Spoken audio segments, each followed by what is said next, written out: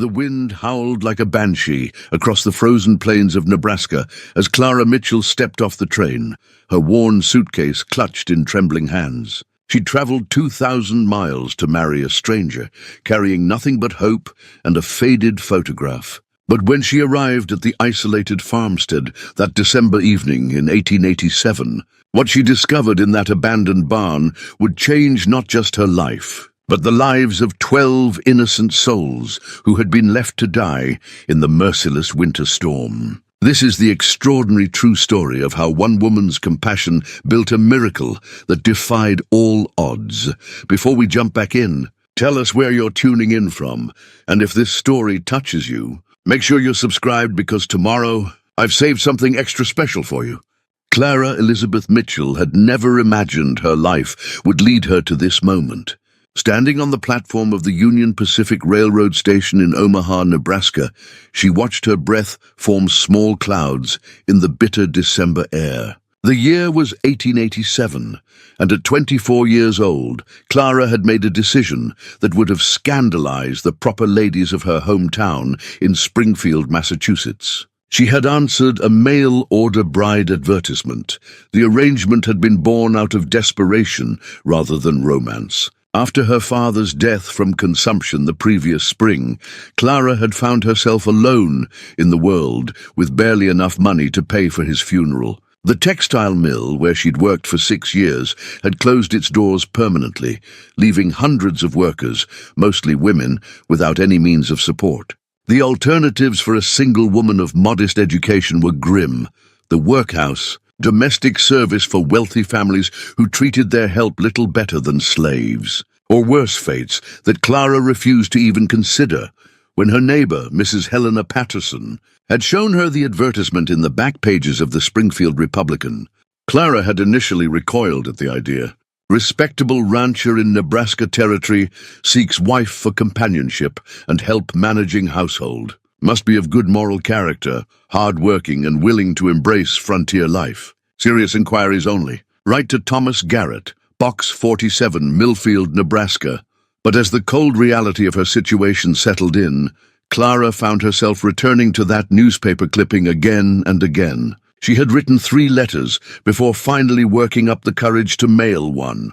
Thomas Garrett's response had been prompt and businesslike. He was 32 years old, owned 640 acres of prime farmland, and needed a wife who could help him build something lasting on the frontier. His letters spoke of hard work and honest living, of the satisfaction that came from wresting a living from the unforgiving prairie soil. Over the course of 4 months, they had exchanged 17 letters. Thomas had sent her a daguerreotype of himself, a stern-faced man with dark hair and penetrating eyes, standing beside a wooden farmhouse that looked sturdy but modest. Clara had reciprocated with her own photograph, taken at considerable expense at Morrison's portrait studio on Main Street. She had worn her best dress, a deep blue wool that brought out her eyes, and had arranged her auburn hair in the most flattering style she could manage. Thomas had written of his dreams for the future, of expanding his cattle operation and perhaps one day owning one of the largest ranches in the territory. He spoke of children, of building a dynasty that would last generations. His vision was compelling, painted in broad strokes that made Clara's heart race with possibility. He had enclosed money for her train ticket and enough extra for appropriate traveling clothes, a gesture that had both relieved and worried her. It meant he was serious about their arrangement, but it also meant there would be no turning back once she accepted his offer. The train journey from Massachusetts to Nebraska had taken 4 days, with stops in Albany, Buffalo, Chicago, and finally Omaha. Clara had never traveled further than Boston before, and the vastness of the American landscape had both thrilled and terrified her. As the train carried her westward, she watched the familiar forests and hills of New England give way to the endless prairies of the Midwest. The sky seemed impossibly large out here, stretching from horizon to horizon without the comforting boundaries of hills or mountains. During the long hours of travel, Clara had plenty of time to question her decision.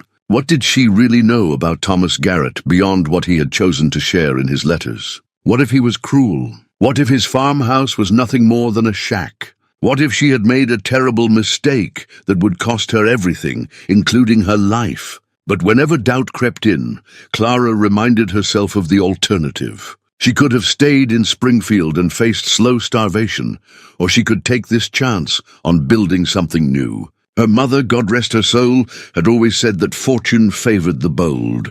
"Clara," she had whispered on her deathbed, "don't let fear keep you from living. Promise me you'll be brave enough to reach for happiness, even if it means taking risks now." As the conductor called for passengers bound for Millfield, Clara gathered her courage along with her belongings. The connecting train to Millfield was smaller and less comfortable than the express she had taken from Chicago, but it would carry her the final 60 miles to her new home. As the locomotive chugged through the frozen landscape, Clara pressed her face to the window and watched the sun sink lower toward the western horizon.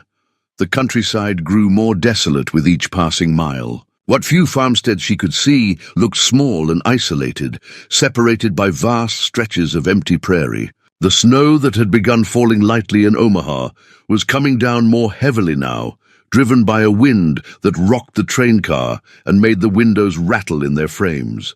Clara pulled her woolen cloak more tightly around her shoulders and tried to ignore the growing knot of anxiety in her stomach.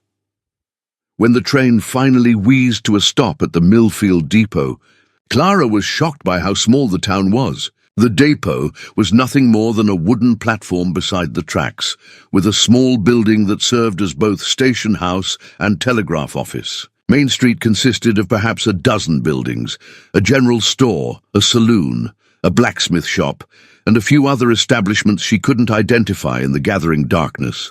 Clara stepped onto the platform, her boots slipping slightly on the ice-covered boards. The wind immediately cut through her traveling clothes like a knife, and she had to steady herself against the force of it.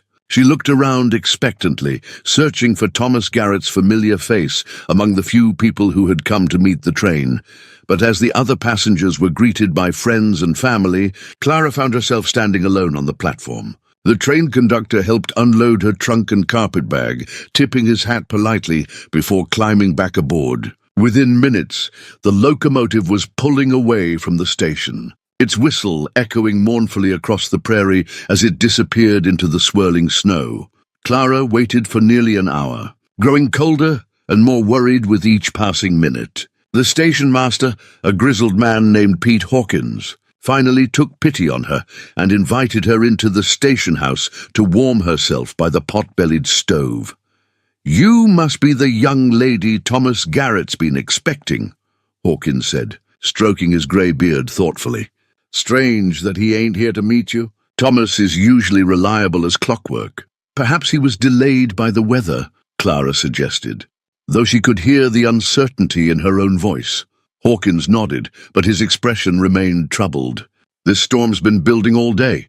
Could be he decided it wasn't safe to make the trip into town. His place is about 8 miles northwest of here, and that road can be treacherous in weather like this."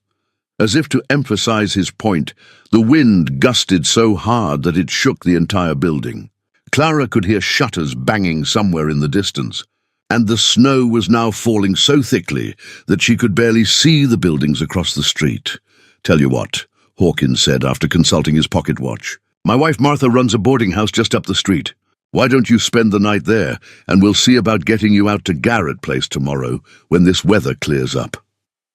Clara had little choice but to accept his offer. Hawkins helped her carry her luggage through the deepening snow to a 2-story frame house with a sign that read, "Hawkins Boarding House, Clean Rooms, Home Cooking." Martha Hawkins was a plump, motherly woman who immediately took Clara under her wing, fussing over her wet clothes and insisting she sit by the kitchen fire while a hot supper was prepared.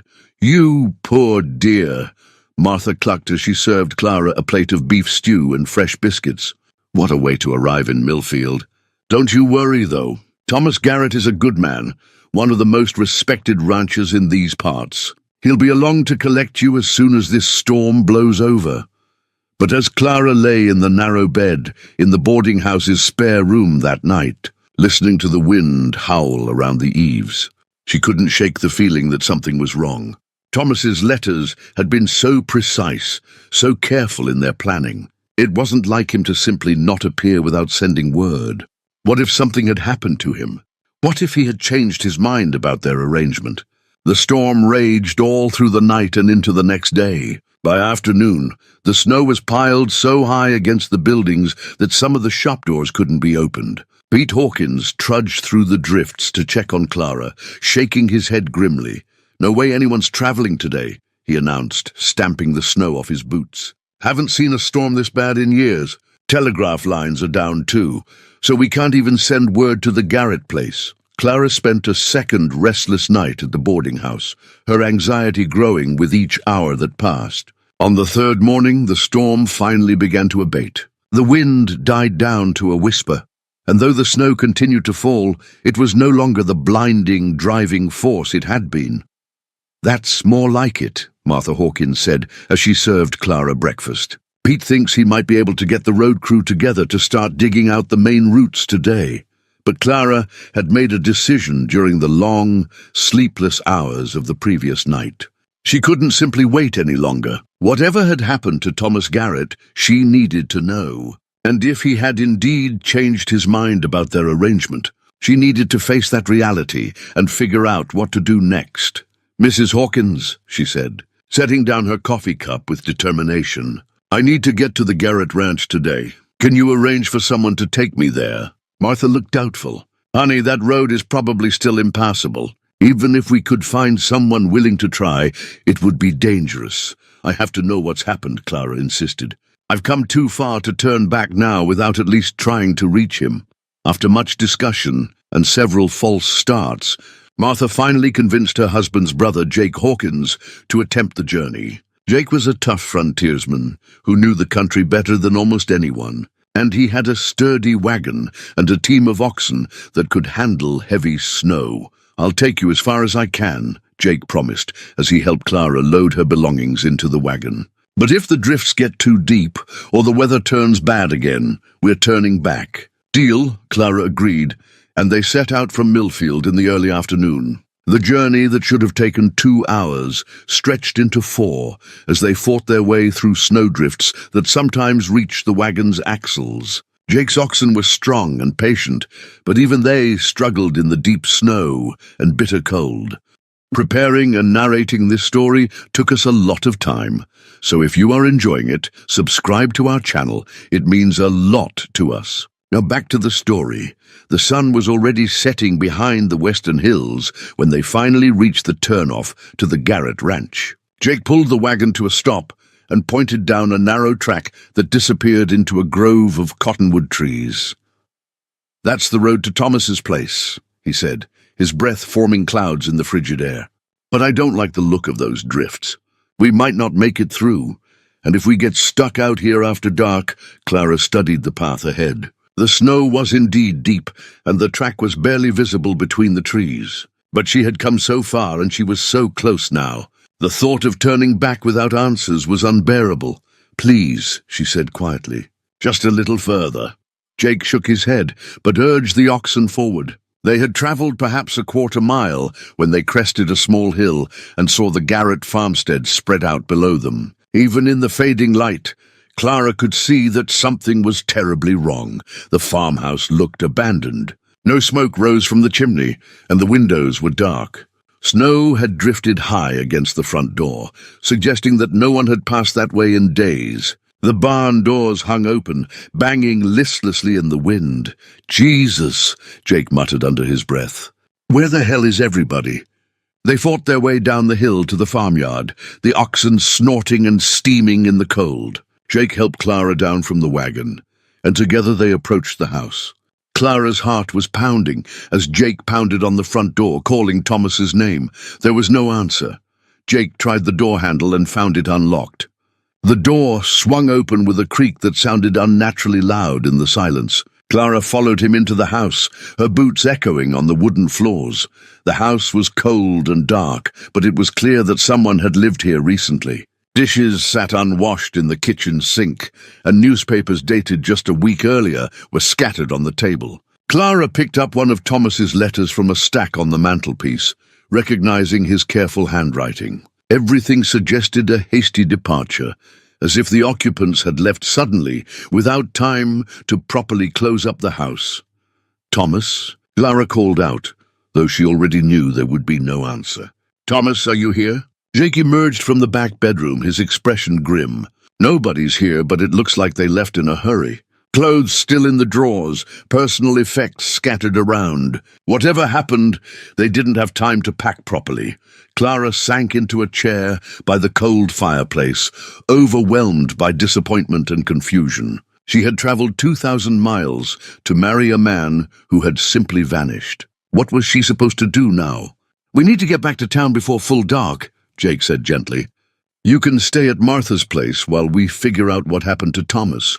Maybe somebody in town will know something." But as they prepared to leave, a sound from outside stopped them both in their tracks. It was faint, almost lost in the wind, but it sounded almost like crying. Clara and Jake exchanged glances, then hurried outside. The sound was coming from the direction of the barn, carried on the wind in brief, heartbreaking snatches. "Did you hear that?" Clara whispered. Jake nodded grimly. "Something's in that barn. Could be an injured animal or—" He didn't finish the sentence, but Clara could read the worry in his eyes. Together they approached the barn, their footsteps crunching in the snow. The crying sound grew louder as they got closer, and Clara felt her heart begin to race. It didn't sound like an animal at all. It sounded human. Jake pulled the barn door wider, and they stepped into the dim interior. The barn was larger than it had appeared from outside, with stalls for horses and cattle along both sides and a hayloft overhead. But what they saw in the fading light made them both gasp in shock and disbelief. Huddled together in a horse stall at the far end of the barn were 12 children, ranging in age from what appeared to be infants to perhaps 8 or 9 years old. They were wrapped in whatever scraps of cloth and blankets they had been able to find, and they looked up at Clara and Jake with eyes that held a mixture of fear, hope, and desperate hunger. Clara felt her knees go weak. "Dear God," she whispered. "Who are they? How did they get here?" The silence in the barn was broken only by the soft whimpering of the youngest children and the sound of Clara's own rapid breathing. Jake Hawkins stood frozen beside her, his weathered face pale with shock. 12 pairs of eyes stared back at them from the shadows of the horse stall, some wide with terror, others glazed with the dull acceptance that comes from prolonged suffering. Clara was the first to move. Without conscious thought, she stepped forward into the stall, her maternal instincts overriding her confusion and fear. The children shrank back against the wooden walls, but Clara knelt slowly in the straw, extending her hand's palm up in a gesture of peace. "It's all right," she whispered, her voice barely audible above the wind that still whistled through the gaps in the barn walls. "We're here to help you." The oldest child, a boy who couldn't have been more than 9, positioned himself protectively in front of the smaller ones. His dark hair was matted and dirty, his clothes little more than rags, but his eyes burned with fierce determination. When he spoke, his voice was hoarse and weak but defiant. "Don't hurt the little ones, mister. They ain't done nothing wrong." Jake removed his hat, his expression softening. "Nobody's going to hurt anybody, son. We're here to help. What are your names? How did you get here?" The boy's lower lip trembled, but he kept his chin raised. "I'm Samuel. Samuel Morrison. These are my brothers and sisters." He gestured to the huddled group behind him. "Some of them, anyway. Others, they just got left here, like us." Clara felt her heart breaking as she took in the full scope of what she was seeing. The children ranged in age, from what appeared to be a baby no more than 6 months old to Samuel himself. They were dressed in a patchwork of adult clothing that had been roughly cut down to fit their small frames, layers upon layers that still couldn't fully protect them from the Nebraska winter. "Samuel," Clara said gently, "where are your parents? Who brought you here?" The boy's composure cracked slightly. "Ma and Pa, they died of the fever last month. All of us got sick, but the grown-ups, they didn't make it. The people from the county said we had to go to the orphanage in Lincoln, but there wasn't room for all of us together." They were going to split us up, send the little ones to different places. A girl who looked to be about 7 years old spoke up from behind Samuel, her voice barely a whisper. So we ran away. Samuel said we could take care of ourselves if we just stuck together. Jake knelt down beside Clara, his voice gentle but urgent. How long have you been here, children? When did you last eat? Samuel's eyes darted away, and Clara could see the shame in his expression. We found this place 3 days ago. The house was empty, but there was some bread in the kitchen. We ate it all the first day. Yesterday we found some grain in the barn, the kind they feed horses. It don't taste good, but it stops the hunger some. Clara felt tears burning her eyes. 3 days. These children had been surviving for 3 days in this freezing barn with nothing but horse feed to sustain them. She looked more closely at their faces and saw the telltale signs of starvation, the hollow cheeks, the dark circles under their eyes. The way even the older children seemed to lack the energy to hold their heads up properly. The baby, she said urgently, spotting the tiny form wrapped in what looked like a torn bedsheet. Is the baby all right? A girl of perhaps 5 or 6 was holding the infant, rocking back and forth in a motion that spoke of long practice. This is little Mary. She's been crying a lot, but she got real quiet today. I've been trying to give her water, but we ain't got much left. Clara's medical knowledge was limited to what any frontier woman might know, but she could see that the baby was in serious trouble. The child's lips were blue with cold, and her breathing was shallow and irregular. Without immediate warmth and nourishment, the infant wouldn't survive another night.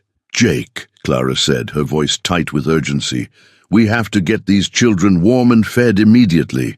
Some of them won't last much longer in these conditions. Jake nodded grimly. The house has a good fireplace and a kitchen stove.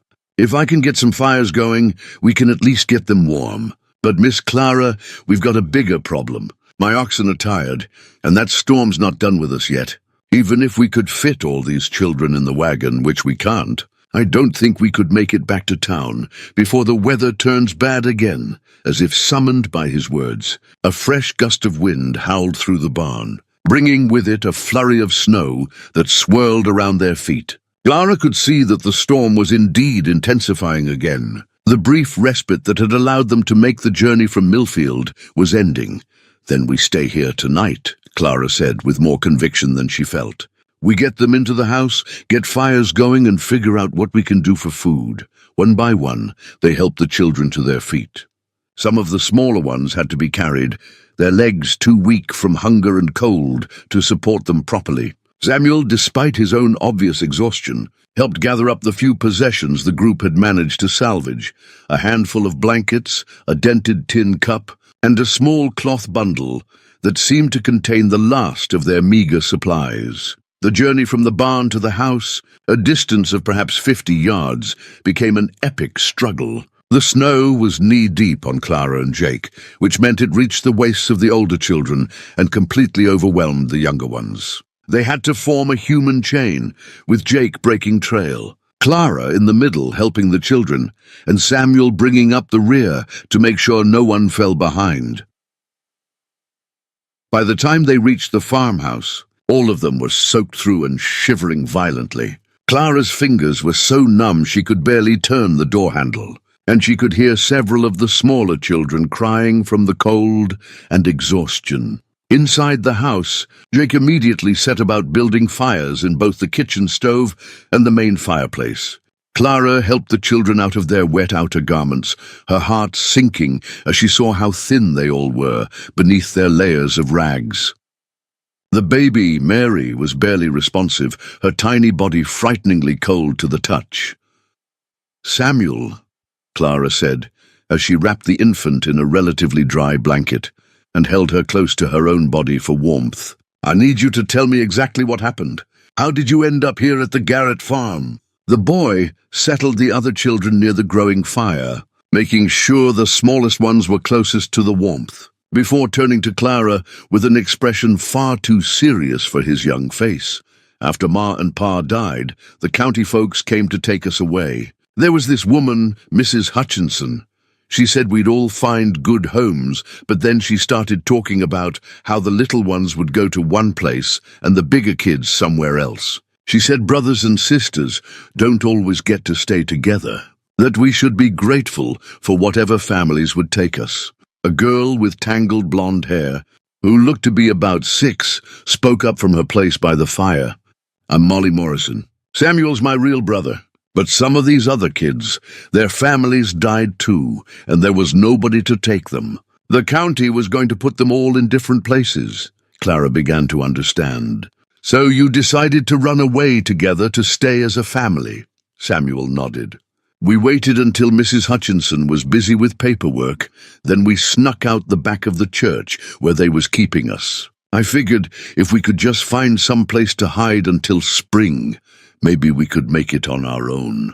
I heard grown-ups talking about abandoned farms, places where people gave up and moved on. I thought maybe we could find one and just live there. We walked for 2 whole days," added another child, a boy of perhaps 7 with red hair and freckles. "I'm Danny Walsh. My ma and pa died in the same fever that got Samuel's folks. Samuel shared his food with all of us, even though he didn't have much." Clara felt a surge of admiration for the young boy who had taken on such enormous responsibility. At 9 years old, Samuel Morrison had essentially become the parent to 11 other children, making life and death decisions with a maturity that many adults never developed.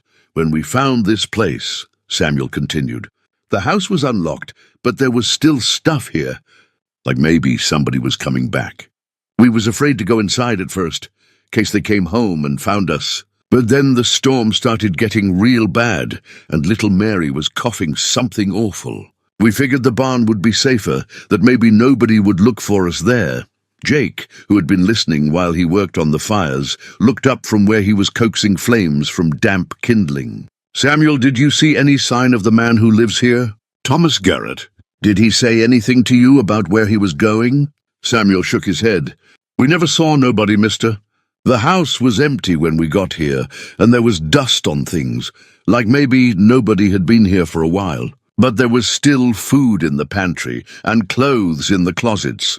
This information only deepened the mystery of Thomas Garrett's disappearance, but Clara pushed those concerns aside for the moment. The immediate priority was keeping these children alive through the night. With fires now burning in both the kitchen and the main room, the temperature in the house was beginning to rise. But she could see that several of the children were still in serious trouble. The baby, Mary, remained frighteningly unresponsive. Clara had managed to get a few drops of water between the infant's lips, but the child showed no other signs of awareness. 2 of the other younger children, a boy and girl who looked to be twins of perhaps 3 years old, were burning with fever despite the cold they had endured. "Jake," Clara said urgently, "we need to do something about these sick children. Do you know if Thomas kept any medical supplies in the house?" Jake had been exploring the kitchen, taking inventory of what food supplies might be available. "There's a medicine chest in the bedroom, but it's mostly just the usual things. Laudanum, quinine, some bandages. Nothing that would help much with what these kids are facing." Clara bit her lip, thinking hard. She had no medical training, but she had helped care for her father during his final illness, and she had assisted neighbors during difficult childbirths and times of sickness. She would have to rely on common sense and whatever folk remedies she could remember. "We need to get some nourishment into them," she decided, "even if it's just warm broth or milk. Is there anything in the kitchen we can use?" Jake's exploration had revealed a pantry that was surprisingly well stocked for an abandoned house. There were canned goods, dried beans, flour, and even some preserved meat. Most importantly, there was a root cellar beneath the kitchen that contained potatoes, turnips, and other vegetables that had been stored for the winter. "I can make a soup," Clara said, rolling up her sleeves. "Something simple that even the youngest ones can keep down. Jake, can you help me get some water heated?" As Clara worked in the kitchen, cutting vegetables and putting together a simple but nutritious soup, she could hear the children talking quietly among themselves by the fire. Their voices revealed more of their stories. Tales of parents lost to disease, of desperate journeys across the frozen prairie, of the terror of being separated from the only family they had left. There was Emma and Ethan, the 3-year-old twins whose parents had been killed in a farming accident. Their older sister, Lucy, age 8, had been caring for them with the help of Samuel and the other children. There were the Kowalski siblings, Peter, age 6, and Anna, age 4, whose Polish immigrant parents had succumbed to pneumonia. There was little Tommy Rodriguez, only 2 years old, whose Mexican mother had died in childbirth and whose father had been killed in a mining accident. Each child had a story of loss and abandonment, yet they had formed their own makeshift family under Samuel's leadership. Clara marveled at the resilience and compassion these children had shown, sharing their meager resources and protecting each other against overwhelming odds. As the soup began to simmer, filling the kitchen with its warm, comforting aroma, Clara turned her attention back to the baby. Mary's condition remained critical, and Clara knew that without proper medical care, the infant's chances of survival were slim. But she also knew that giving up was not an option. "Samuel," she called softly, "can you tell me about Mary's mother? Do you know anything about how to care for her?" The boy approached the kitchen, his face grave. "Mary's mama died right after she was born. There was a lady in town, Mrs. Patterson, who was taking care of her with a bottle and such. But when Mrs. Patterson got the fever too, there wasn't nobody else who knew how to feed a baby proper." Clara felt her heart sink. A 6-month-old infant required specialized care and nutrition that would be difficult to provide under the best of circumstances, let alone in their current situation. But as she looked down at Mary's tiny, peaceful face, Clara felt a fierce determination rising within her. "We'll figure it out," she said firmly. "All of us together. We'll find a way to take care of Mary and all the rest of you." Outside, the storm was reaching its full fury once again. Snow pounded against the windows with renewed violence, and the wind howled around the house with a sound that seemed almost alive. Clara realized that Jake had been right. They were trapped here for the night, possibly longer. But as she looked around at the children gathered by the fire, their faces already showing more color and hope than they had possessed in the barn, Clara felt something unexpected stirring in her chest. These 12 abandoned souls needed her in a way that no one ever had before. Thomas Garrett had promised her a chance to build something meaningful on the frontier, to create a family and a legacy. Perhaps this was exactly what fate had intended all along. The soup was ready just as full darkness settled over the Nebraska prairie. Clara ladled the steaming broth into every bowl, cup, and container she could find in Thomas Garrett's kitchen, her hands moving with practiced efficiency, despite the exhaustion that was beginning to creep into her bones. The aroma of vegetables and preserved beef had drawn the children from the fireplace, and she could see hunger blazing in their eyes as they watched her work. "Easy now," she cautioned as she handed Samuel the first bowl. "Your stomachs have been empty too long. Small sips at first, or you'll make yourselves sick."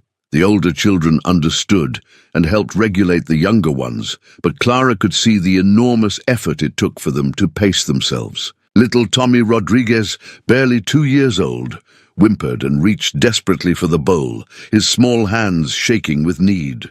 8-year-old Lucy gently restrained him while blowing on spoonfuls of soup to cool them before guiding them to his mouth. Clara found herself marveling at the natural caregiving instincts these children had developed. Despite their own desperate hunger, the older ones consistently put the needs of the smaller children first. Samuel waited until every other child had been served before accepting his own bowl, and even then he kept glancing around to make sure no one needed help. Jake had retrieved Clara's carpet bag from the wagon before the storm made travel completely impossible. Now he watched her distribute small portions of hardtack from her traveling supplies, rationing what little food they had with the skill of someone accustomed to making meager resources stretch as far as possible.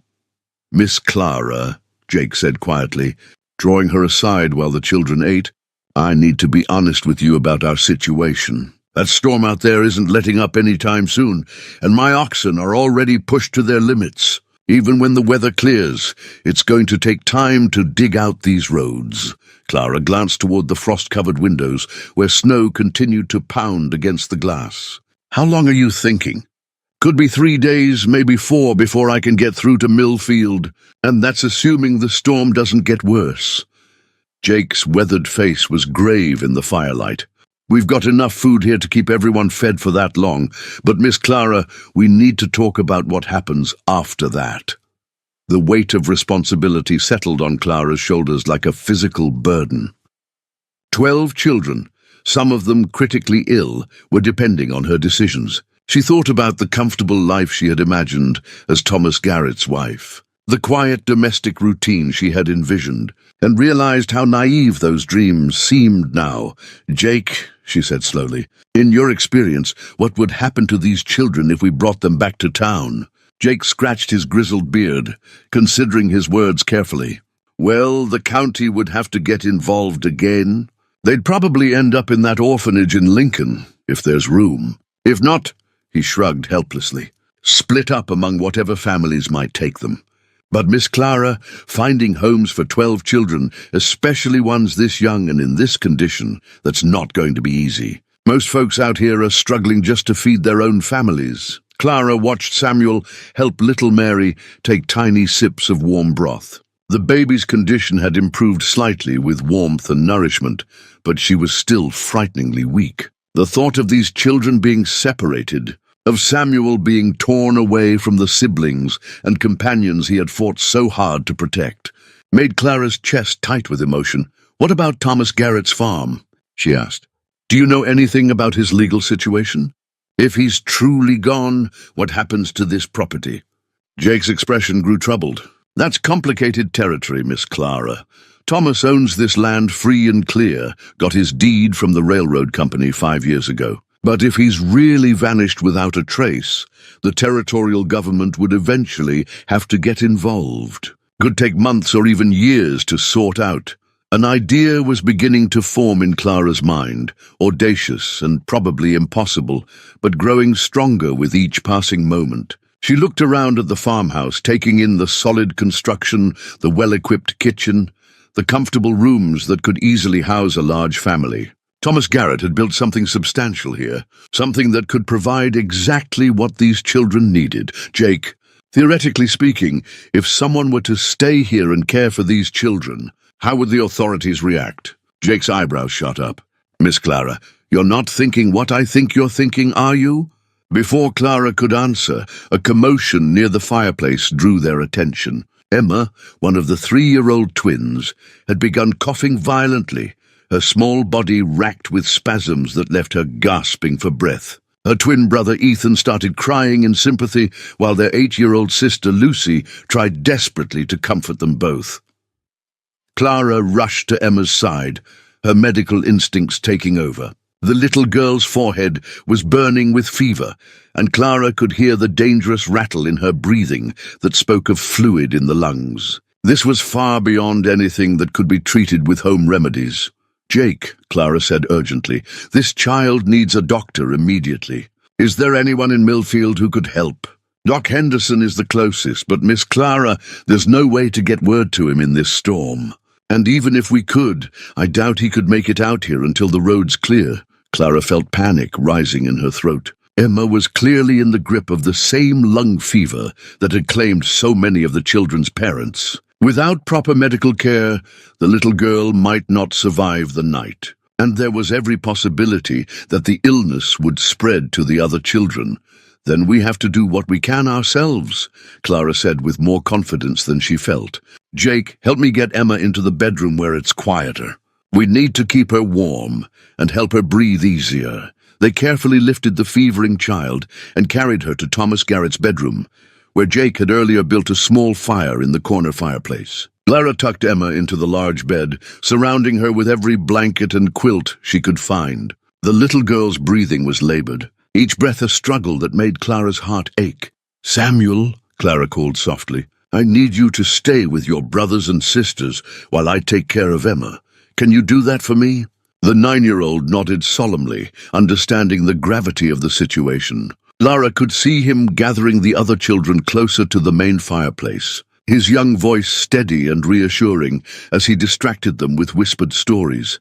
For the next several hours, Clara barely left Emma's bedside. She used techniques she had learned during her father's illness, creating steam by hanging wet cloths near the fire to help the child breathe easier, administering small sips of warm water mixed with honey from Thomas's pantry, and most importantly, providing constant comfort and reassurance. Jake proved invaluable, taking over the care of the other children while Clara focused on Emma. Clara could hear him in the main room, reading to the children from a collection of books he had found on Thomas's shelves, his gruff voice gentle as he spun tales of adventure and heroism that held their attention despite their exhaustion and fear. Around midnight, Emma's fever broke. Clara felt the child's forehead cool beneath her palm, and the dangerous rattle in her breathing began to ease. The little girl's eyes fluttered open, focusing on Clara's face with the clarity that comes after a crisis has passed. "Mama?" Emma whispered, her voice barely audible. Clara felt tears spring to her eyes. "No, sweetheart. I'm Clara, but I'm here and I'm going to take care of you." Emma studied Clara's face for a long moment, then reached up with one small hand to touch Clara's cheek. "You're pretty like Mama was. Will you sing to me?" Clara's voice was thick with emotion as she began humming a lullaby her own mother had sung to her years ago. Emma's eyes drifted closed again, but this time her breathing was peaceful and regular. The crisis had passed, at least for now. Jake appeared in the doorway, his face creased with concern. "How is she?" "Better," Clara whispered. "The fever's broken. I think she's going to be all right." "Thank God." Jake slumped against the doorframe with relief. "Miss Clara, I've been thinking about what you said earlier about staying here with the children. It's a crazy idea, but, well, maybe crazy is exactly what this situation calls for." Clara looked down at Emma's peaceful face, then back at Jake. "What do you mean?" "I mean, these children need a home and you need a purpose. This farm needs someone to care for it and you need a place to build a life. Maybe Thomas Garrett's disappearance isn't the disaster we thought it was. Maybe it's an opportunity." The idea that had been forming in Clara's mind suddenly seemed less impossible. But what about the legal issues? The authorities? Jake's smile was crafty. "Miss Clara, you came here to marry Thomas Garrett, right? You've got letters proving that arrangement, and you've got witnesses who can testify that you arrived as planned. Now, Thomas isn't here, but his house is, his farm is, and there are 12 children who desperately need care. Seems to me like you're just fulfilling your original agreement in the best way you can, under the circumstances." Clara felt her heart racing with the audacity of what Jake was suggesting. "You're talking about me simply taking over Thomas's farm and raising these children as if they were my own." "I'm talking about you doing what needs to be done," Jake said firmly. "These children will die if they go back into the system, Miss Clara. They'll be split up, sent to overcrowded orphanages or to families who see them as nothing more than cheap labor. But here, with you, they could have a real chance at life." Clara stood and walked to the window, looking out at the storm that still raged across the prairie. The wind had died down somewhat, but snow continued to fall steadily, adding to the drifts that already reached halfway up the farmhouse walls. In the morning, they would be completely cut off from the outside world, at least temporarily. "Jake," she said slowly, "if I were to consider this, I'd need help. I know nothing about running a farm, and caring for 12 children is more than any one person can handle alone. My wife Martha has been talking about how empty the boarding house feels now that her own children are grown and moved away. I think she'd jump at the chance to help raise a house full of young ones again. And there are other folks in Millfield who might be willing to lend a hand, especially once they see what you're trying to do here." Clara turned back to look at Emma, sleeping peacefully in the large bed. The child looked so small and vulnerable, but there was already more color in her cheeks than there had been hours earlier. With proper care, good food, and a warm, stable home, all of these children could thrive. "There's something else to consider," Jake added quietly. "Thomas Garrett might come back. What happens then?" Clara had thought about this possibility, and surprisingly, it didn't trouble her as much as it might have days earlier. "If Thomas returns and finds that I've cared for his property and saved the lives of 12 children, I think he'd understand. And if he doesn't, well then, perhaps he wasn't the man I was meant to marry after all. A soft cry from the main room reminded Clara that Emma wasn't the only child who needed attention. Baby Mary was awake and fussing, probably needing another feeding attempt. Clara had managed to get some warm milk into the infant earlier, softened with a bit of sugar and administered drop by drop with a cloth. But caring for such a young baby without proper supplies would be an ongoing challenge. Jake, there's one more thing, Clara said as they prepared to return to the other children. If we're really going to do this, if we're going to try to make this work, then I need to know I can count on your support. Not just tonight, but in the weeks and months to come. Jake extended his weathered hand to Clara. Miss Clara, I've seen a lot of brave folks in my time on the frontier, but what you're proposing to do here takes more courage than I've ever witnessed. You have my word that Martha and I will do everything we can to help you succeed. Clara shook his hand firmly, feeling the weight of her decision settle around her like a mantle. She had come to Nebraska to marry a stranger and build a quiet domestic life. Instead, she was about to become the guardian of 12 orphaned children and the caretaker of a farm she had never seen before 3 days ago. But as she looked around at the solid walls of Thomas Garrett's farmhouse, at the warm fires burning in the hearths, at the children who depended on her for their very survival, Clara realized that this unexpected path might be exactly where she was meant to be. The storm continued to rage outside, but inside the farmhouse something new was being born. A family forged not by blood but by necessity, not by law but by love. And not by plan, but by the simple recognition that sometimes the most important things in life come to us in ways we never could have imagined.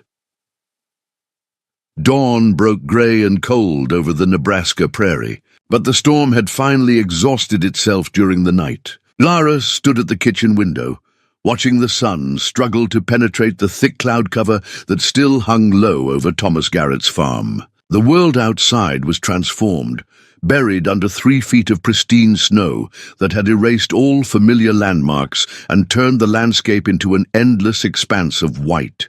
Behind her, the farmhouse hummed with the quiet sounds of children waking up. Some were stirring on makeshift beds near the fireplace, where Jake had arranged blankets and pillows for them the night before. Others remained deeply asleep, their bodies finally relaxing after weeks of constant vigilance and fear. Clara moved quietly among them, checking temperatures and adjusting covers, her heart swelling with an emotion she was only beginning to recognize as maternal love. Emma was sitting up in the big bed, her fever completely gone, and her eyes bright with curiosity. The 3-year-old was examining a cloth doll she had found on Thomas's dresser, turning it over in her small hands with the intense concentration that young children bring to new discoveries. "Good morning, sweetheart," Clara whispered, settling on the edge of the bed. "How are you feeling?" "Better," Emma replied, then held up the doll. "Is this mine now?" The simple question carried enormous weight. Clara realized that these children had lived for so long with nothing to call their own that even a forgotten toy seemed like an impossible treasure. "Yes," Clara said firmly. "Everything in this house belongs to all of us now. We're a family, and families share." Emma's face lit up with a smile that could have powered every lamp in the house. She clutched the doll to her chest and snuggled back into the warm blankets, a picture of contentment that made Clara's throat tight with emotion. Jake was already up and moving, stoking the fires and assessing their practical situation. Clara found him in the kitchen, standing over Thomas's well-stocked pantry with a thoughtful expression. "We've got enough food to last maybe 2 weeks if we're careful," he reported. "Longer if I can get some hunting done once this snow settles. Thomas kept a good rifle, and I saw deer tracks near the creek before the storm hit." Clara nodded, her mind already working through the logistics of feeding 12 growing children on limited supplies. "What about milk for baby Mary? She needs more than just water and broth." "There's a cow in the barn," Jake said. "I checked on her yesterday evening. She's thin but healthy, and she should be producing milk." Thomas also kept chickens, though some of them probably didn't make it through the cold snap. The mention of livestock brought home another reality Clara hadn't fully considered. This wasn't just about providing temporary shelter for the children until the authorities could be contacted. If she was truly going to make this work, she would need to learn how to manage every aspect of frontier farm life.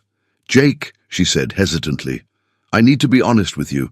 I know absolutely nothing about farming. I can cook and clean and care for children, but milking cows, tending chickens, managing crops, I've never done any of that." Jake's weathered face creased in a reassuring smile. "Miss Clara, nobody's born knowing how to farm.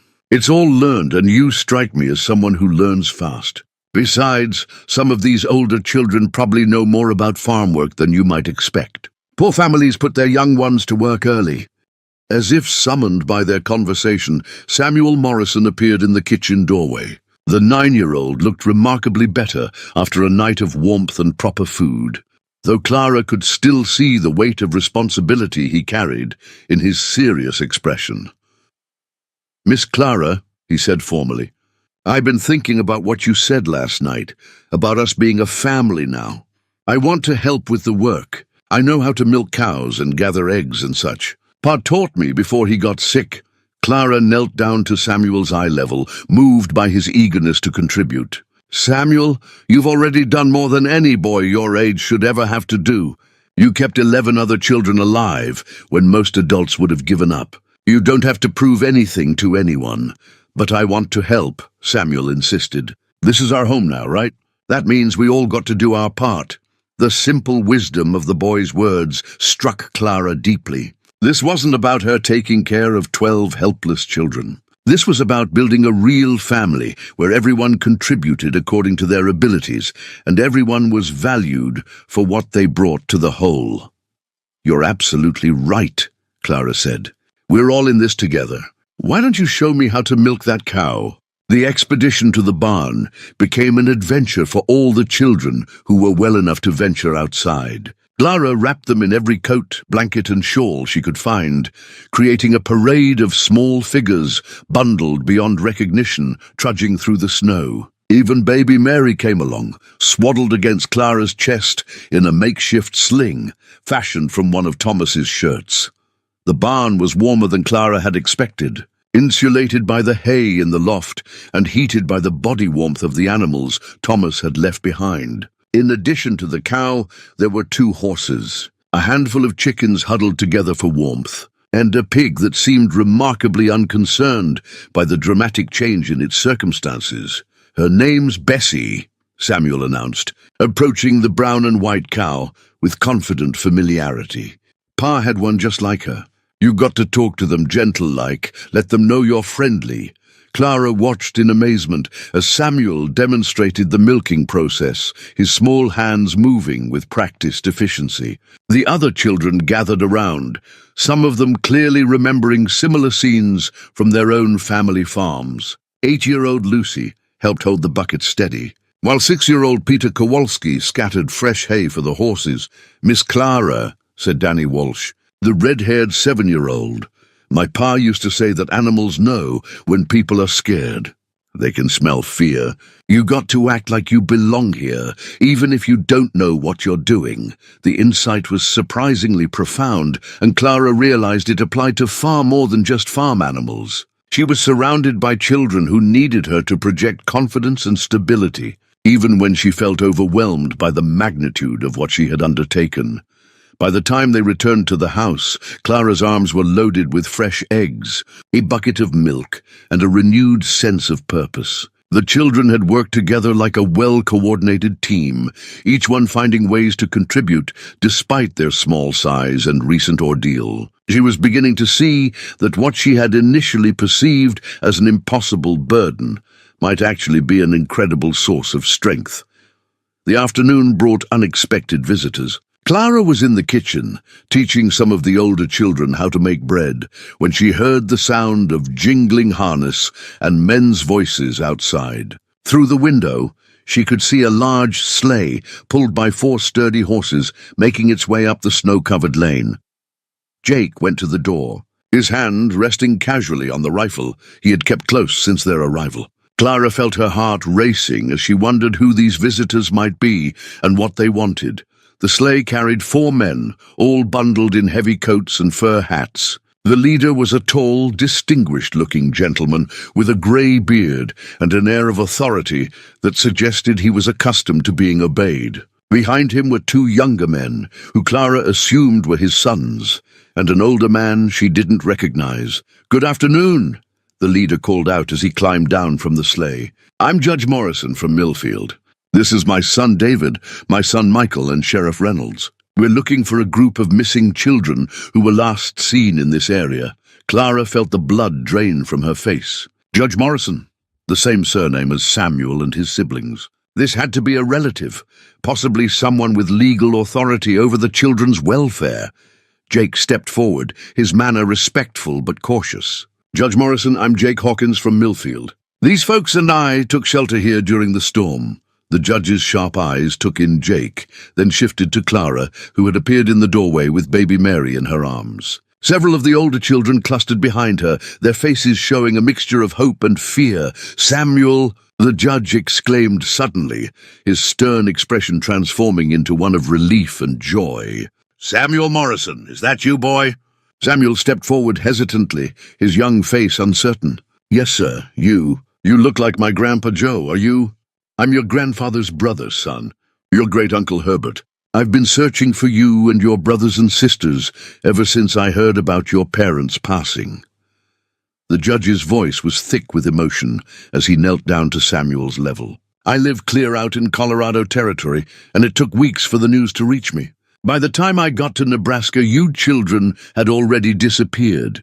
Clara felt a mixture of relief and apprehension. Here was a family member, someone with both the legal right and the financial means to care for Samuel and his siblings. But what about the other children, the ones who had no relatives to claim them? "Judge Morrison," Clara said carefully, "I'm Clara Mitchell. I've been caring for all 12 of these children since we found them during the storm. They've been through a terrible ordeal." The judge's attention turned to Clara, his experienced eyes taking in everything from her simple dress to the way she held baby Mary with natural maternal instinct. "Miss Mitchell, I understand that you came here to marry Thomas Garrett. What happened to him?" "We don't know," Clara admitted. "When we arrived, the house was empty. The children had taken shelter in the barn and were near death from cold and starvation. We did what we had to do to save their lives." Sheriff Reynolds, a stocky man with a permanent squint, stepped forward. "Miss, we've had word that Thomas Garrett was seen boarding a train in Omaha 2 weeks ago. Ticket agent remembered him because he was carrying a lot of cash and seemed nervous. Train was headed for California." The news hit Clara like a physical blow. Thomas Garrett had abandoned his farm and his commitment to her without a word of explanation. She thought of his carefully written letters, his promises of building a life together, and felt a surge of anger mixed with hurt. But as she looked down at baby Mary's trusting face, then back at the children gathered behind her, Clara realized that Thomas's betrayal might have been the best thing that could have happened to all of them. "Judge Morrison," she said with growing confidence, "I want to discuss the welfare of all these children, not just Samuel's family. They've formed bonds that go beyond blood relations. Separating them would be cruel after everything they've survived together." The judge studied Clara for a long moment, his legal mind clearly evaluating both her character and the situation. "Miss Mitchell, what exactly are you proposing?" Clara took a deep breath, knowing that her next words would determine the fate of 12 innocent lives. "I'm proposing to raise them all as my own children. This farm is large enough, productive enough to support a big family. These children have already proven they can work together as a family unit. What they need is stability, education, and someone who will love them unconditionally." "And you believe you can provide all of that?" the judge asked. Clara looked around at the children's faces, seeing hope and fear warring in their expressions. Samuel stepped forward and took her free hand, his small fingers interlacing with hers in a gesture of trust and solidarity. "Yes," Clara said firmly. "With help from the community and God's guidance, I believe I can give these children the home they deserve."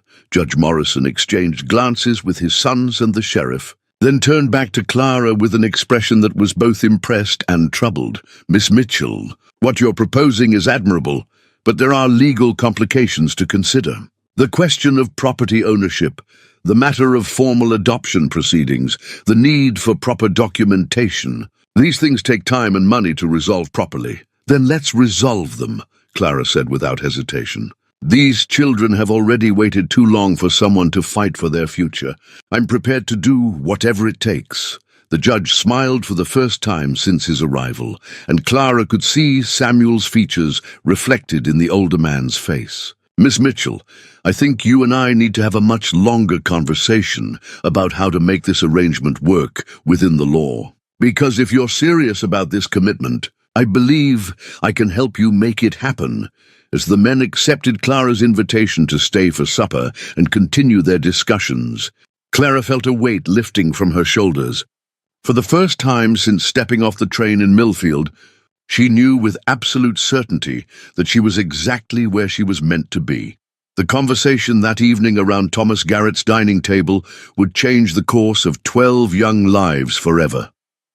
Judge Morrison had removed his heavy coat and settled into his role as both family patriarch and legal advisor, while his sons, David and Michael, took detailed notes of everything Clara proposed. Sheriff Reynolds sat quietly in the corner, occasionally nodding as complex legal matters were discussed, but clearly impressed by Clara's unwavering determination.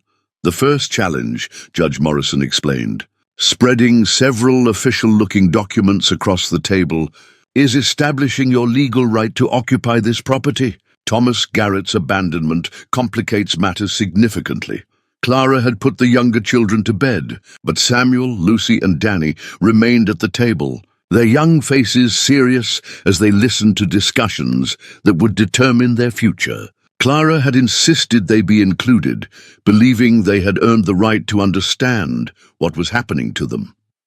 In Colorado Territory, where I serve on the bench, the judge continued, we've seen similar cases of property abandonment. The legal principle is called adverse possession, though it typically requires years of continuous occupation. However, given the unusual circumstances, your original arrangement with Garrett, his deliberate abandonment, and your humanitarian actions in saving these children, I believe we can establish a faster resolution. David Morrison, the judge's younger son who had studied law back east, leaned forward with interest.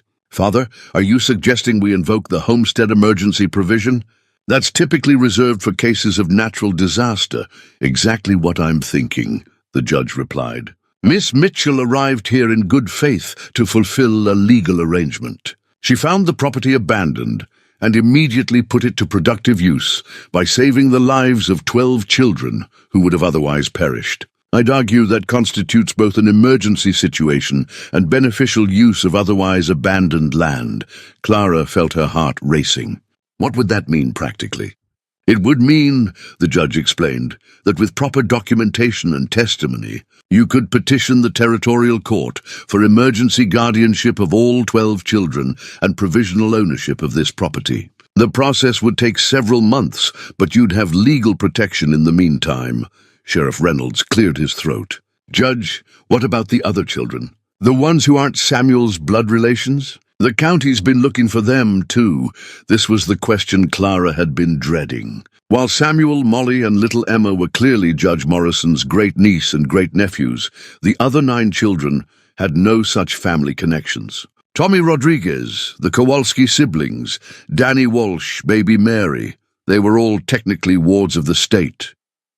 That's where things get interesting, Judge Morrison said with a slight smile. Sheriff Reynolds, what's the current capacity of the Lincoln orphanage? The sheriff consulted a small notebook from his coat pocket. Last I heard, they were at nearly double capacity.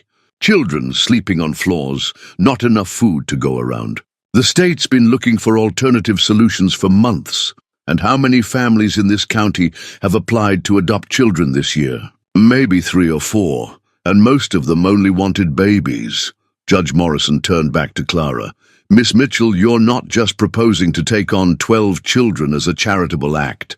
You're offering to solve a significant problem for the territorial government. The state would save enormous amounts of money by placing these children with you rather than maintaining them in overcrowded institutions. Clara began to see the legal strategy taking shape. You're saying I should frame this as a service to the territory rather than a personal request? Precisely.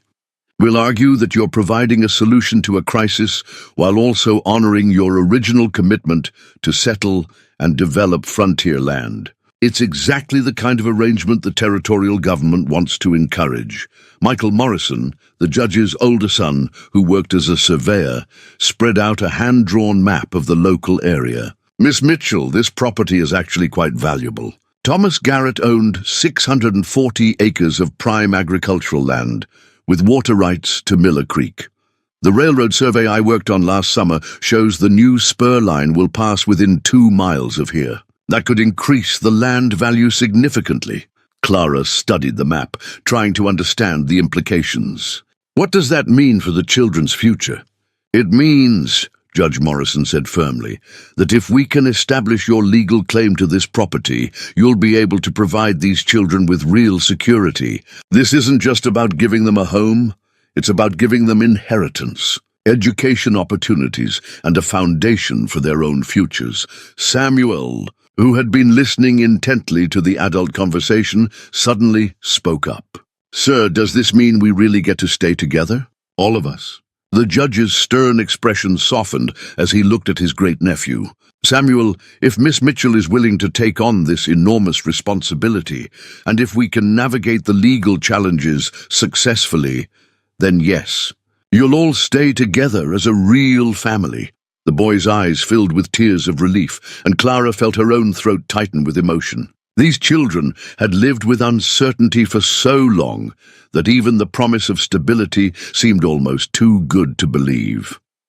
There's one more thing we need to discuss, Sheriff Reynolds said, his expression growing serious. Miss Mitchell, taking on this kind of responsibility puts you in a vulnerable position. If you're going to be a single woman raising 12 children on an isolated farm, you need to think about protection. Clara had been so focused on the legal and practical aspects of her decision that she hadn't fully considered the physical dangers. The Nebraska frontier could be harsh and unforgiving, especially for those without strong community ties. What do you recommend? She asked. First, you need to establish strong relationships with your neighbors, the sheriff replied. The nearest farm is the Anderson place, about 3 miles east. Good people. Swedish immigrants who've been here for about 10 years. They've got 5 children of their own and understand what it's like to build something from nothing. Judge Morrison nodded approvingly. Community connections will be crucial, both for practical support and for legal credibility. The territorial court will want to see that you're not trying to raise these children in isolation. There's also the matter of education, David Morrison added. The territorial law requires children to receive basic schooling. The nearest school is in Millfield, but that's too far for daily travel, especially in winter. Clara felt a moment of panic. In all her planning, she hadn't considered how to provide formal education for 12 children of varying ages. What are my options? You could petition the county to establish a school district here, the judge suggested. With 12 children, you'd meet the minimum enrollment requirements. The territory would provide books and basic supplies, and you'd need to find a qualified teacher. Or, Michael Morrison said thoughtfully, you could apply to become the teacher yourself. You'd need to pass a competency examination, but from our conversation tonight, I believe you have the intelligence and dedication required. The idea intrigued Clara. Teaching 12 children of different ages and backgrounds would be challenging, but it would also ensure they received education tailored to their individual needs and circumstances. I'd like to try, she said. When could I take the examination? The Territorial Education Board meets quarterly in Lincoln, David replied. The next session is in March, which would give you several months to prepare. As the evening wore on, the enormity of what Clara was contemplating became increasingly clear. She wasn't just adopting 12 children, she was establishing a school district, claiming abandoned property, challenging territorial bureaucracy, and essentially starting a small community from scratch. But with each detail they discussed, Clara felt her resolve strengthening rather than weakening. These children deserved more than just survival. They deserved opportunity, education, security, and love. If she could provide those things, no challenge would be too great. "Judge Morrison," she said, as the conversation began to wind down, "what do you need from me to start this process?" "First, written testimony from everyone present tonight, documenting how you found the children and what condition they were in. Second, a formal petition to the territorial court requesting emergency guardianship. Third, documentation of Thomas Garrett's abandonment of the property." The judge paused, studying Clara's face. "And fourth, absolute certainty that you understand what you're committing to." "I understand," Clara said without hesitation. "These children are my family now. I'll do whatever it takes to give them the life they deserve." Judge Morrison smiled and extended his hand across the table. "Then, Miss Mitchell, you have my full support. I'll use every resource at my disposal to make this arrangement legal and permanent." As they shook hands, Clara heard a soft sound from the hallway. Turning, she saw all the older children clustered at the doorway in their nightclothes, having crept from their beds to listen to the conversation that would determine their fate. "Did you hear all of that?" Clara asked gently. Samuel stepped forward as their unofficial spokesman. "Miss Clara, we heard enough to know you're fighting for us. We want to fight too. We want to help make this work." "Then it's settled," Clara said, opening her arms to embrace all of them at once. "Tomorrow, we start building our new life together." Judge Morrison and his companions agreed to stay for several more days to help with the initial legal paperwork and to assess the farm's potential. But before they retired for the night, the judge pulled Clara aside for a private conversation.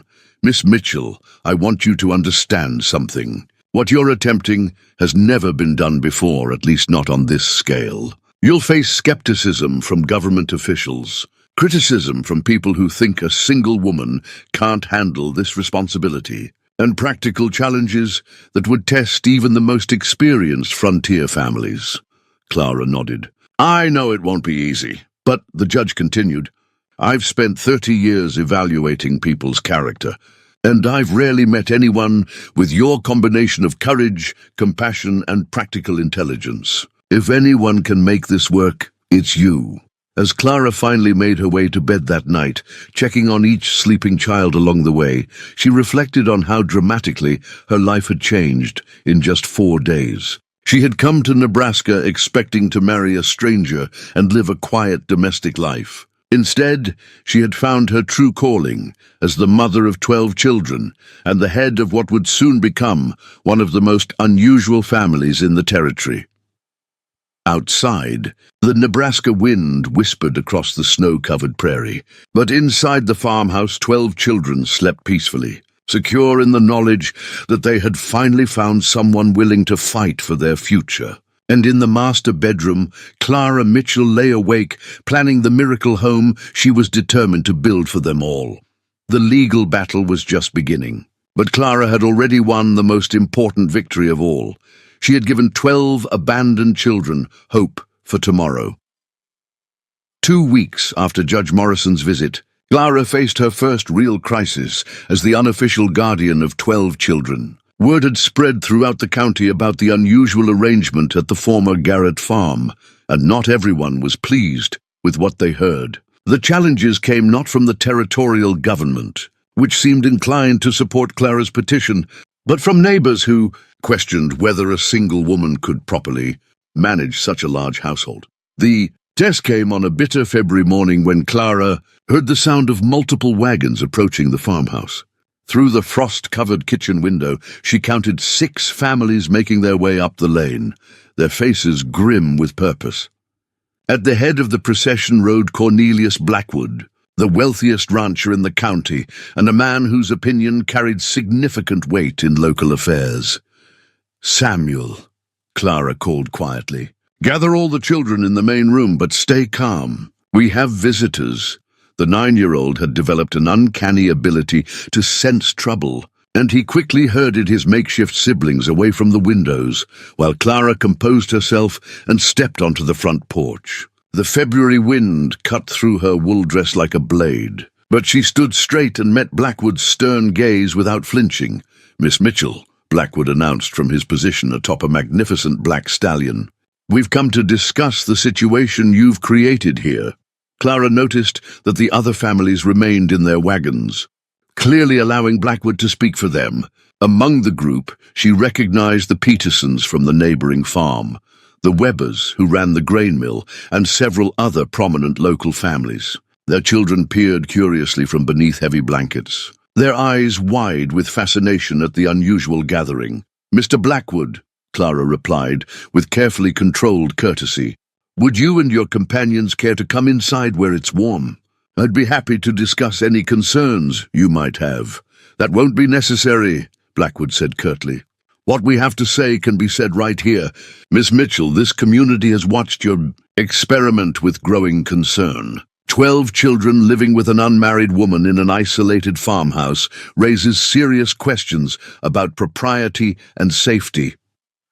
Clara felt anger flaring in her chest, but she forced her voice to remain steady. "Mr. Blackwood, these children were dying when I found them. Would you have preferred I leave them to freeze in that barn?" "Of course not," interjected Mrs. Peterson from her wagon seat. "But surely there were more appropriate arrangements that could have been made. The county has procedures for dealing with orphaned children." "The county's procedures," Clara replied sharply, "would have separated these children and sent them to overcrowded institutions where half of them wouldn't have survived the winter. They've already lost their parents. Was I supposed to take their siblings away too?" Blackwood dismounted from his horse, his imposing figure casting a long shadow across the snow-covered yard. At 6 feet 4 inches with broad shoulders and a permanent scowl, he was accustomed to intimidating those who disagreed with him. "Miss Mitchell, your good intentions are noted, but good intentions don't qualify someone to raise 12 children. These young ones need proper discipline, religious instruction, and preparation for productive adult lives. A single woman, especially one with no family connections in this community, simply cannot provide what they require." Before Clara could respond, the farmhouse door opened and Samuel Morrison stepped onto the porch. The boy had clearly been listening from inside, and his young face was flushed with indignation. "Mister," Samuel said, his voice steady despite his obvious nervousness, "Miss Clara saved our lives. She fed us every day, taught us to read better, made sure we all got medicine when we were sick, and never once made us feel like we were a burden. That sounds like proper care to me." Blackwood's expression softened slightly as he looked down at the earnest young boy. "Son, I'm not saying Miss Mitchell hasn't tried her best, but you're too young to understand what you really need. A growing boy requires a father figure, someone to teach him how to work, how to be a man." "Samuel already knows how to work harder than most grown men," Clara said firmly. "And as for father figures, this community is full of good men who could serve as mentors and role models. A child doesn't need to live under the same roof as a man to benefit from masculine guidance." Mrs. Webber, a thin woman with sharp features, spoke up from her wagon. "Miss Mitchell, it's not just about the children's welfare. Your arrangement here affects the reputation of our entire community. When people in Lincoln or Omaha hear about a single woman living alone with 12 children on an isolated farm, what do you think they assume?" The implication hit Clara like a physical blow, but she refused to show how deeply it wounded her. "Mrs. Webber, anyone who would make such assumptions about innocent children and the woman caring for them reveals more about their own character than about mine." The tension in the yard was becoming thick enough to cut when an unexpected voice joined the conversation. Old Henrik Andersson, the Swedish farmer who lived on the adjacent property, had arrived unnoticed and was now climbing down from his worn but sturdy wagon. "Cornelius Blackwood," Andersson said in his heavily accented English, "you should be ashamed. This woman has done something remarkable, and instead of offering help, you come here to criticize." Blackwood turned toward the older man with barely concealed irritation. "Henrik, surely you can see the impropriety of this situation." "What I see," Andersson replied, approaching the group with his characteristic calm dignity, "is 12 children who were starving and freezing, and one woman brave enough to save them. My wife Astrid and I have been watching from our farm. We see those children working together, learning together, taking care of each other like a real family should. Astrid Anderson appeared beside her husband, a stout woman with kind eyes and flour-dusted hands. "I brought fresh bread," she announced, holding up a large basket. "And I want to see these children everyone is talking about." Before anyone could object, Astrid was marching toward the farmhouse, clearly intending to see the situation for herself. Clara felt a surge of gratitude toward the Swedish couple, who had shown more neighborly concern in 5 minutes than the rest of the community had displayed in 2 weeks. "Mrs. Anderson," Clara said, following her toward the house, "please, come in and meet them. What happened next would be talked about in the county for years to come."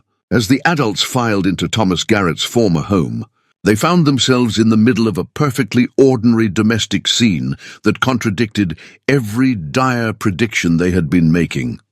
Lucy Morrison was helping little Emma and Ethan with their letters, patiently guiding their small fingers as they traced characters on slate boards. Danny Walsh and Peter Kowalski were playing a quiet game of checkers near the fireplace, while 4-year-old Anna Kowalski watched with intense concentration. Baby Mary was sleeping peacefully in a wooden cradle that Samuel had constructed from scraps found in the barn, while 2-year-old Tommy Rodriguez played contentedly with wooden blocks on a hand-braided rug. The house itself told its own story. Every room was clean and well-organized, with children's clothing mended and neatly folded, meals prepared and ready to serve, and evidence of learning activities scattered across tables and windowsills. This wasn't the chaotic, improper household the visitors had expected to find. Astrid Anderson moved among the children with the practiced eye of a woman who had raised 5 children of her own. She examined their clothing, noted their healthy complexions, listened to them recite lessons, and asked gentle questions about their daily routines. "You," she said to Molly Morrison, "what did you learn today?" The 6-year-old smiled shyly and recited a perfectly executed multiplication table, then demonstrated her ability to write a complete sentence with proper punctuation. When Astrid asked Danny Walsh to show her what he knew about geography, the boy produced a hand-drawn map of Nebraska territory that was remarkably accurate for a 7-year-old's work. Most impressive of all was the way the children interacted with each other. There was no fighting, no cruel teasing, no selfishness over toys or food. The older ones helped the younger ones without being asked, sharing resources and attention with the natural generosity that comes from a secure, loving environment. Mrs. Peterson, who had arrived prepared to find evidence of neglect or impropriety, instead found herself watching 12-year-old Samuel help baby Mary drink from a bottle, with the patience and gentleness of an experienced caregiver. Mrs. Weber discovered Lucy teaching Tommy Rodriguez his colors in both English and Spanish, accommodating the little boy's mixed heritage with natural acceptance. But it was Cornelius Blackwood who received the biggest surprise. While the adults were touring the house, he had wandered outside and discovered Samuel and Danny working together to repair a section of fence that had been damaged by the recent storms. The boys were using proper tools, following sound construction principles, and demonstrating exactly the kind of work ethic and practical knowledge that Blackwood claimed they couldn't possibly learn without a male authority figure. "Who taught you to do this?" Blackwood asked, genuinely curious. "Miss Clara showed us how Pa used to do it," Samuel replied without looking up from his work. "She said a man's work isn't magic. It just takes practice and thinking things through proper-like." When the impromptu inspection was complete, the adults gathered once again in Clara's kitchen. The atmosphere had shifted dramatically from the confrontational mood that had marked their arrival. Astrid Anderson was the first to speak. "Henrik," she said to her husband in Swedish, then switched to English for the benefit of the others. "This woman is doing God's work. These children are healthy, educated, and happy. What more could any parent want?" Mrs. Peterson nodded slowly. "I have to admit I expected to find chaos and neglect. Instead, I see better organization than I manage with my own 3 children. Even Mrs. Weber seemed grudgingly impressed. The children are certainly well-behaved and articulate, but Miss Mitchell, how do you manage the expense of feeding and clothing so many? Clara had been dreading this question, because the honest answer revealed just how precarious their financial situation really was. We live simply and waste nothing. The older children help with farm work that produces food. We make our own clothes from fabric remnants and hand-me-downs. Judge Morrison has helped establish a small account for essential supplies, but mostly we depend on our own resourcefulness.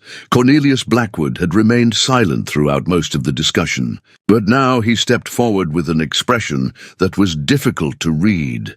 Miss Mitchell, he said slowly, I came here today prepared to demand that these children be removed from your care. I believed you were in over your head, that you couldn't possibly provide what they needed. Clara held her breath, waiting for the verdict that could destroy everything she had worked to build. I was wrong, Blackwood continued. What you've accomplished here in just a few weeks is remarkable. These children are thriving under your care in ways that most traditional families never achieve. The admission clearly cost him considerable pride, but Blackwood continued. However, I still have concerns about the long-term sustainability of your situation. 12 children will need more resources as they grow older. Proper clothing, medical care, education, beyond what you can provide alone. Then help her, Henrik Anderson interjected. This whole community could benefit from having a large, productive family in the area. Instead of criticizing, we should be offering support. What followed was the most productive conversation Clara had experienced since arriving in Nebraska. The families began discussing practical ways they could assist with the children's needs without undermining Clara's authority as their guardian. Mrs. Peterson offered to teach the girls advanced sewing and domestic skills. Mr. Weber suggested that the older boys could work part-time at his mill in exchange for grain and small wages. Even Blackwood proposed that Samuel and Danny could learn animal husbandry by helping with his cattle during branding season. Most importantly, Astrid Anderson made an offer that solved Clara's most pressing concern. I will help you prepare for the teaching examination. I was a teacher in Sweden before I married Henrik. Together, we will make sure you pass that test and can establish a proper school here.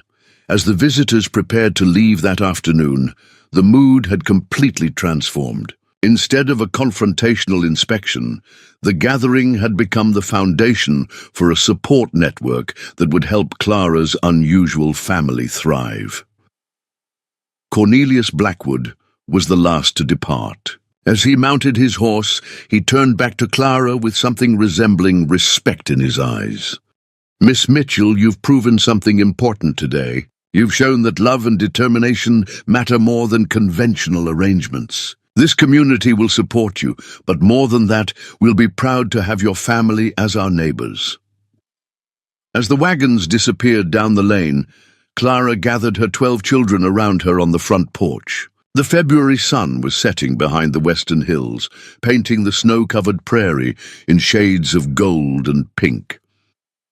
What happens now, Miss Clara?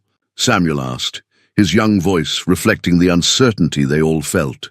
Clara looked out at the vast Nebraska landscape that had become their home, then back at the faces of the children who had become her purpose in life. Now we keep building, she said firmly. We've passed our first big test, but there will be others. Together, we'll face whatever comes next and prove that families aren't just born. They're made by people who choose to love each other unconditionally. The crisis had passed, but more importantly, Clara had discovered that she and her children weren't as alone as she had feared. The Nebraska frontier could be harsh and unforgiving, but it was also a place where extraordinary things could happen when ordinary people found the courage to do what was right. 5 years later, on a warm September morning in 1892, Clara Mitchell stood in the doorway of what had once been Thomas Garrett's farmhouse and marveled at how completely their lives had transformed. The sound of children's laughter echoed across the prairie as her family prepared for the most important day in their shared history, the official dedication of the Mitchell family. School and children's home, the Nebraska. territorial government had finally approved all of Clara's legal petitions. She was now the official guardian of 12 children, the certified owner of 640 acres of prime farmland, and a licensed teacher with her own state-sanctioned school district. But more than that, she had built something that experts said was impossible, a thriving family where love mattered more than blood relations. Samuel Morrison, now 14 and tall for his age, was directing the younger children in hanging colourful bunting between the oak trees that shaded the farmhouse. His natural leadership had evolved into genuine wisdom, and Clara often found herself seeking his advice on decisions that affected the entire family. He had grown into the kind of young man his parents would have been proud of, responsible, compassionate, and utterly devoted to his makeshift siblings. "Miss Clara," called Lucy Morrison from the kitchen window. "The first wagons are coming up the lane." Clara smoothed her best dress, a beautiful blue silk that Astrid Anderson had helped her sew for this special occasion, and walked out to greet their guests. The past 5 years had brought remarkable changes to their corner of Nebraska territory. What had started as an isolated farm was now the center of a small but thriving community. The Anderson family was the first to arrive, their wagon loaded with fresh bread, preserves, and the Swedish meatballs that had become legendary at community gatherings. Henrik had become like a father figure to Clara and a grandfather to the children, while Astrid served as Clara's closest friend and wisest counselor. "Clara, my dear," Astrid said, embracing her warmly, "this day has been 5 years in the making. Are you ready for all the attention?" Clara smiled, watching as her children surrounded the Anderson wagon with enthusiastic greetings. "I don't think anyone could be ready for something like this. But we've all learned to take life as it comes." The territorial governor himself was expected to attend the ceremony, along with representatives from the Department of Education and several newspaper reporters from Lincoln and Omaha. Word had spread throughout the region about the remarkable experiment Clara had undertaken, and many people wanted to see for themselves how a mail-order bride had transformed tragedy into triumph. Cornelius Blackwood arrived next, his attitude toward Clara having undergone a complete transformation over the years. The wealthy rancher had become one of the family's strongest supporters, employing several of the older boys during harvest season and serving as an unofficial mentor to Samuel and Danny Walsh. "Miss Mitchell," Blackwood said formally, then broke into a rare smile. "Or should I say, Mrs. Mitchell? I still can't believe you turned down that marriage proposal from Judge Morrison's eldest son." Clara laughed, remembering David Morrison's earnest courtship the previous year. "Mr. Blackwood, I've got 12 children to raise and a school to run. I hardly have time for romance." What she didn't say, but what everyone in the community understood, was that Clara had found something more fulfilling than a traditional marriage. She had discovered her calling as a mother, teacher, and pioneer of a new kind of family structure that was already being studied and replicated in other territories. The morning flew by as neighbors and officials arrived for the ceremony. Clara was amazed to see how many people had been touched by her family's story.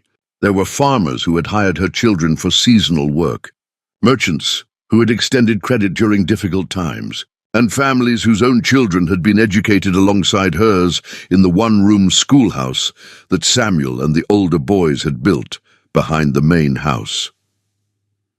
Baby Mary, now 5 years old and no longer a baby, had grown into a bright, curious child who served as the family's unofficial greeter.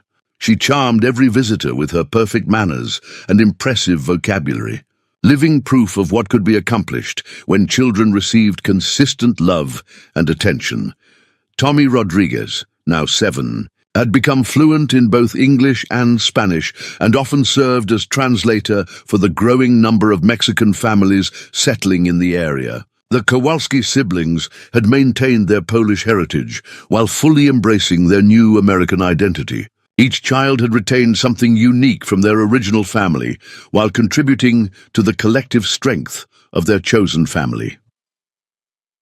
At exactly noon, Governor James Boyd arrived with his entourage. including territorial education officials and 3 newspaper reporters who had traveled from as far away as Chicago to document the ceremony. Clara felt nervous butterflies in her stomach as she realized the magnitude of the attention focused on her small family. The ceremony took place under the large oak tree, where Clara had first made her decision to keep all 12 children together.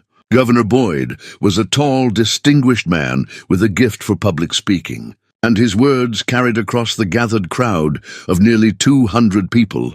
"Ladies and gentlemen," the governor began, "we gather today to recognize something truly extraordinary. 5 years ago, Miss Clara Mitchell arrived in Nebraska Territory as a mail-order bride with modest expectations and simple dreams. What she found instead was an opportunity to demonstrate the very best qualities of the American spirit: courage, compassion, and an unwavering commitment to doing what is right rather than what is easy." Clara felt tears stinging her eyes as she listened to the governor describe how her decision to care for 12 abandoned children had evolved into a model program that other states were beginning to study and implement. "The Mitchell family home and school," Governor Boyd continued, "represents a new approach to caring for orphaned and abandoned children, rather than institutional care that separates siblings and provides minimal individual attention. Miss Mitchell has proven